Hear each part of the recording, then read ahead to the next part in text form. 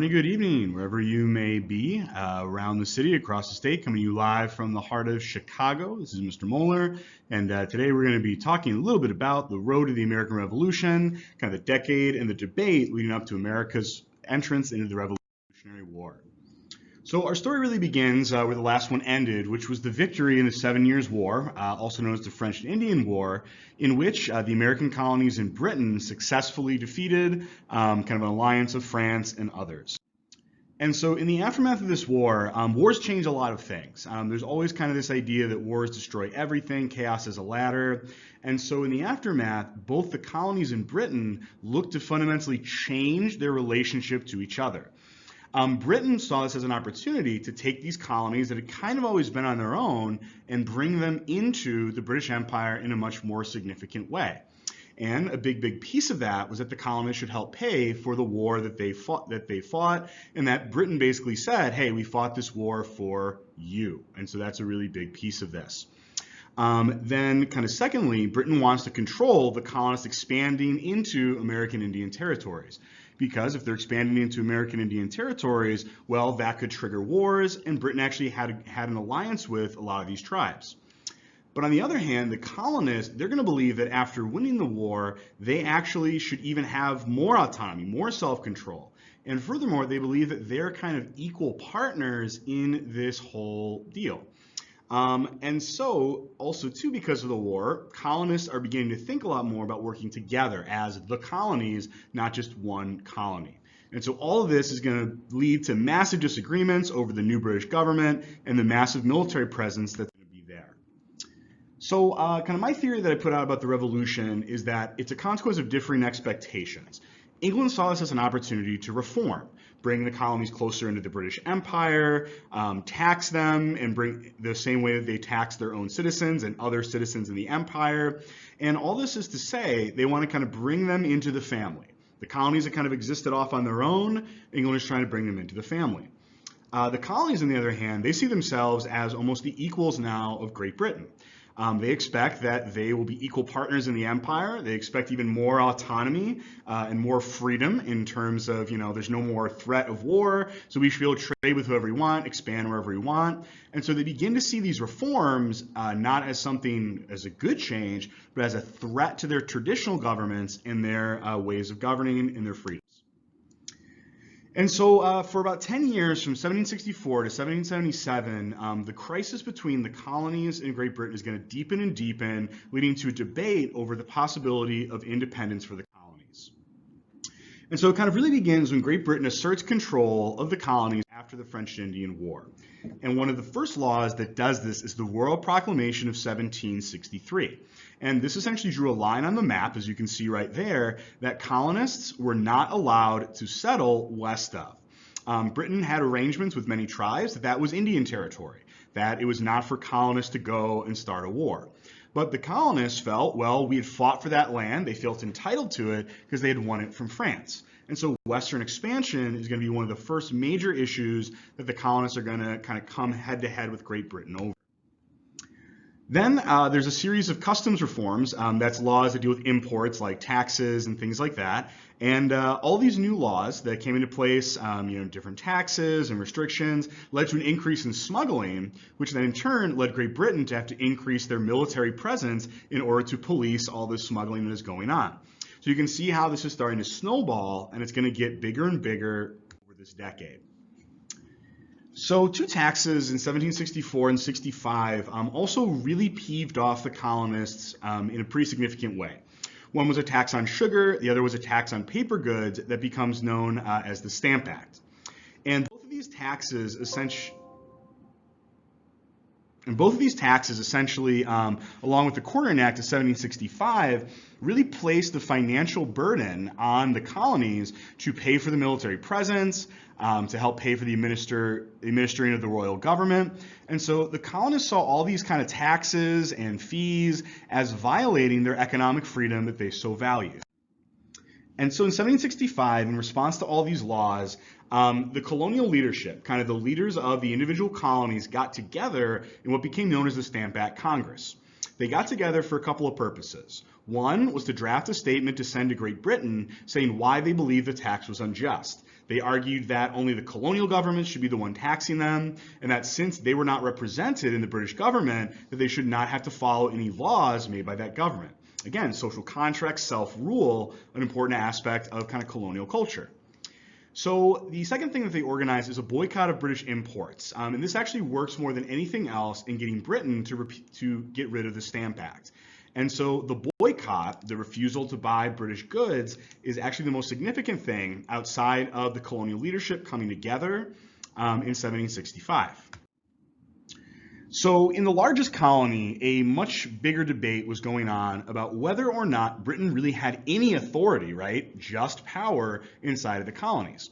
And so Virginia drafted the Virginia Resolves, and they declared that Great Britain had no right to tax them and pretty much no right to really rule them at all, to pass laws that they had to follow and other various things. And so what we're starting to see here is that two distinct kind of thought patterns are emerging, patriots and loyalists. So the patriots are those that want kind of the colonies to be very independent. Loyalists are the ones that recognize the reality that the British government, the British Empire, is a really great thing to be a part of. And so by this point, the majority of colonists still very much not in favor of any independence movement. They're looking for reform and change, not for revolution. And so the crisis is going to deepen and get even worse in the city of Boston, Massachusetts. Boston Harbor is a very kind of busy place, and it was also a hotbed of smuggling and anti-British sentiment. And all this kind of led to increased military presence to enforce laws. And as we see sometimes in society, when kind of tensions rise, violence can erupt. And so a group in the colonies that was kind of committed to trying to, I guess, disrupt the British at any opportunity was the Sons of Liberty. They're an anti-British organization, and they're famous for attacking British officials and British tax collectors.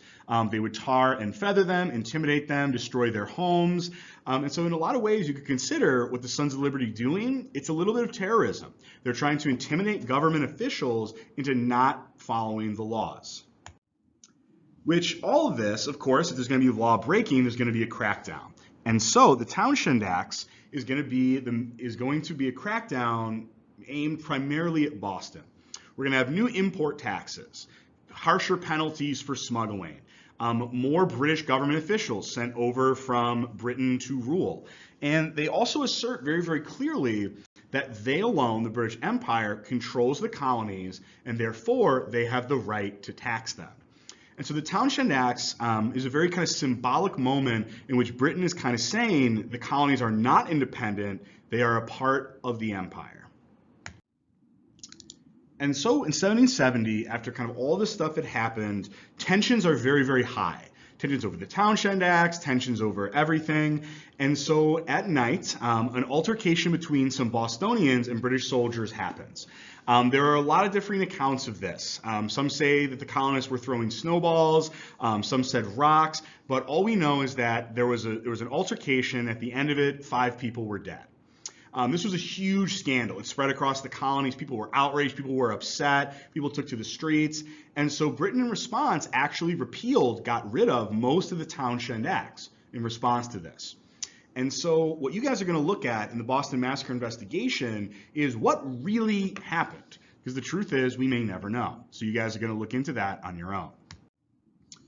But this is the image that most colonists are going to see first of the Boston Massacre.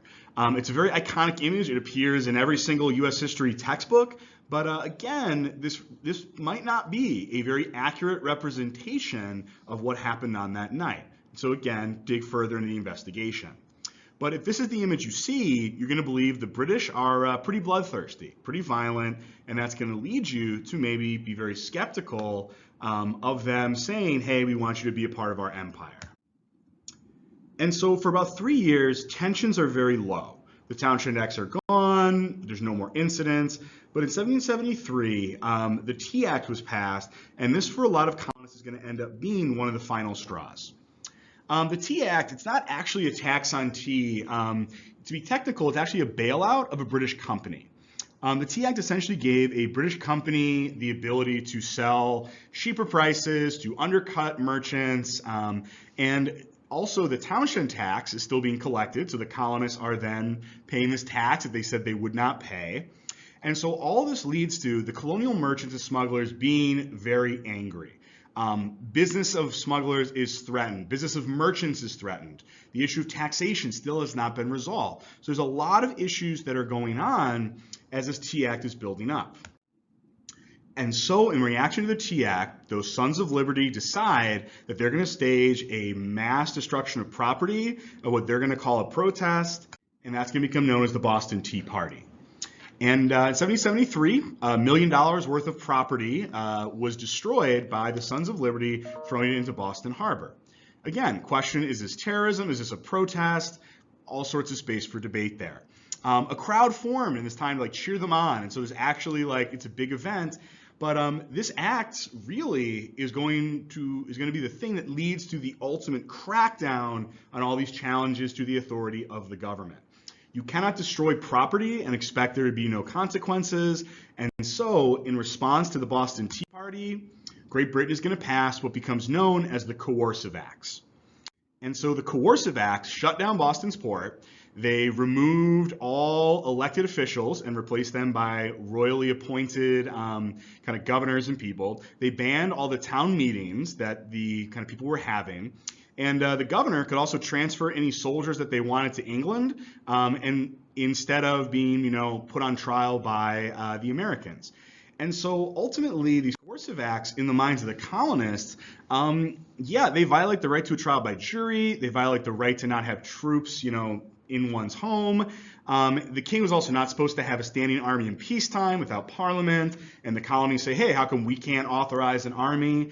And so ultimately, Boston is feeling that the coercive acts are really stripping them of their rights, both their British rights, but also kind of their inalienable rights, their human rights.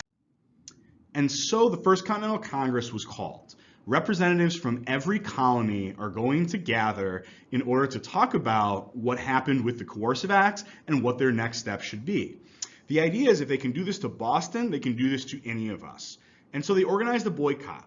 But perhaps most importantly, they organized and promised to meet in the next year should the situation not be resolved. And when they meet the next year, the Revolutionary War had actually begun.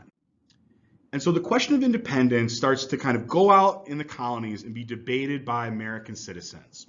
The patriots say that the colonies have moved beyond Great Britain, that they are better off with economic and political independence, and that Great Britain has violated the social contract at every turn. But on the other hand, the loyalists point out the political and economic benefits, the protection, the markets of the British Empire. They point out the potential foolishness of a war fought against Britain and the inevitable civil war that would break out in the colonies between the patriots and the loyalists. And many loyalists also had this very sentiment that they culturally, socially, were British, and that these colonies were birthed by Great Britain, and so they ultimately belonged to the empire. And so all across the colonies, debate was happening about what the Americans should do. And so what you guys are going to look at is the debate over independence to try to see if this kind of Revolutionary War is going to be justified at all. So begin working on your 2 investigations and have a great day.